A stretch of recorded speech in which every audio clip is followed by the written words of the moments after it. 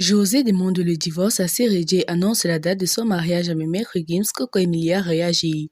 Pour plus de détails après le générique. Avant de commencer, n'oubliez pas de vous abonner et d'activer la cloche de notification, car cela doit vous permettre de ne plus manquer nos prochaines vidéos. C'est parti.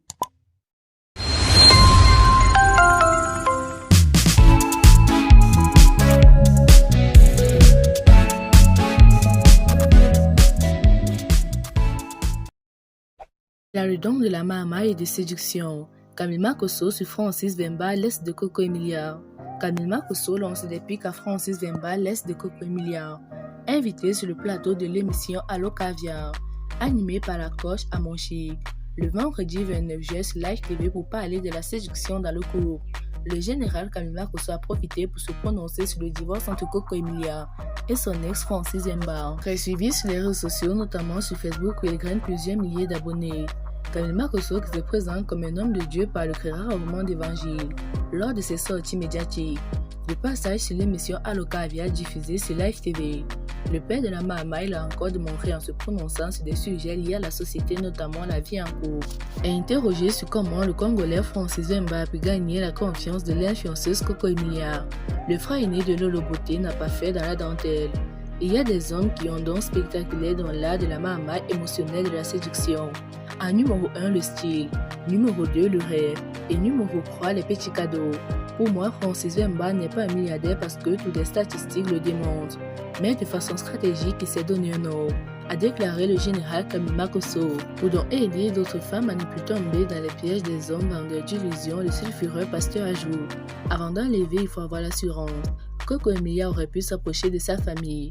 Elle n'avait pas d'informations exactes et hautes sur la famille. La preuve est lorsqu'on a vu le mariage, on a constaté que c'était plus les amis qui étaient venus que les membres de la famille. Un homme qui te dit dans ma famille, il y a trop de sorciers. Je ne veux pas te mettre en contact avec ma famille parce qu'ils ne sont pas bien. Ça veut dire qu'il y a un problème, a expliqué le père de la Mamaï. À en croire le général Camille Makosso, Francis Vemba est un vrai mythomane qui a des objectifs précis en s'approchant de l'influenceuse.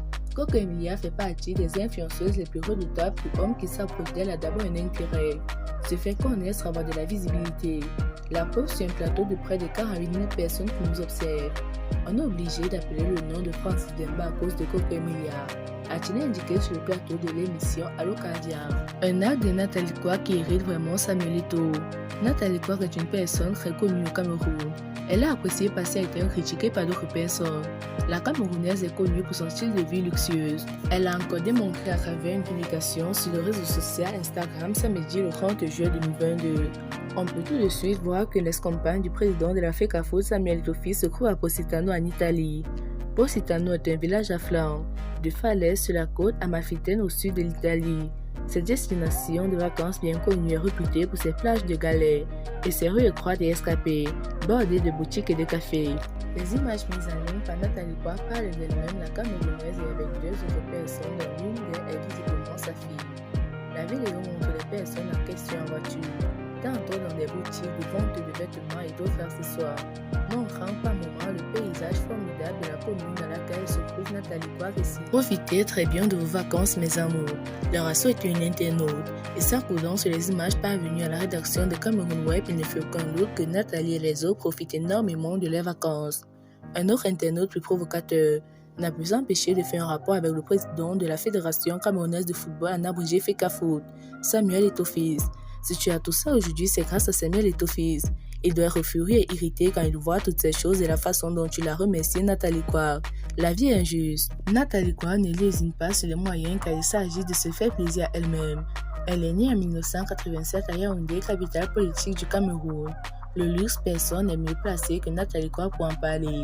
L'influenceuse camerounaise a réussi à se faire une réputation, celle d'une femme au mode de vie moins ordinaire.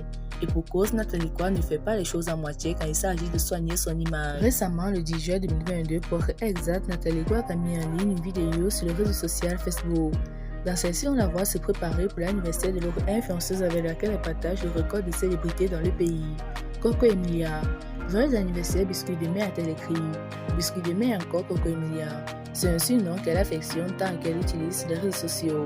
En commentaire de la même vidéo laissée ci-dessous, Nathalie Koua se souvient d'une promesse financière non honorée. Pour la Camerounaise, dépenser de l'argent n'est pas un problème, mais un soir, le message de la personne à qui je devais faire mobile monnaie. Je cherche à voir si elle m'a répondu, mais pas évident de fouiller entre 2000 commentaires.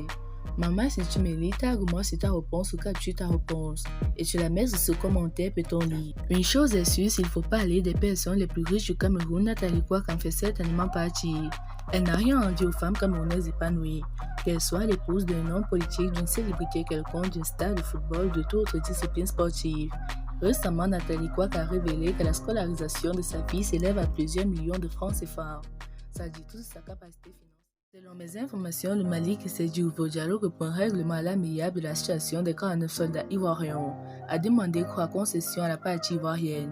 Primo, que le gouvernement ivoirien reconnaisse sa responsabilité qui a entraîné la situation malheureuse et exprime ses regrets à cet effet. Le Mali insiste sur le caractère illégal du déploiement sans notification préalable des 10 militaires ivoiriens sur son sol, insiste la source diplomatique proche de la médiation. Secondo, auprès du médiateur togolais, les autorités maliennes souhaiteraient pour agir obtenir l'engagement d'Abidjan à œuvrer pour amener la paix et la concorde entre les deux pays voisins amis. Tertio, le Mali voudrait enfin que le gouvernement ivoirien s'engage au respect de sa souveraineté et des règles de procédure établies dans le cadre du tout envoi des forces militaires en territoire malien. Par ceci, le Mali se veut suffisamment ouvert un règlement politique pacifique du problème, afin de garder de bonnes relations de solidarité, d'amitié et de fraternité avec son voisin dans le respect mutuel et de bon voisinage entre les deux peuples dont les liens sont séculaires. Bénin France a fait des opposants béninois comptent sur le président Emmanuel Macron pour régler la succession de Patrice Talon. J'ai toujours écrit et dénoncé que la racine du mal africain est l'Africain lui-même.